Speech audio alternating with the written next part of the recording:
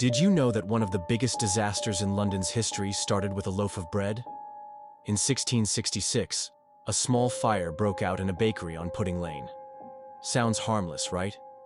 But the fire spread fast. Wooden buildings, strong winds, and no fire department turned it into a monster.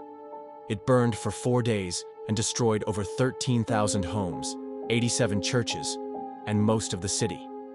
But only 6 people were recorded dead. The fire was so intense, it melted steel and changed how cities were built forever.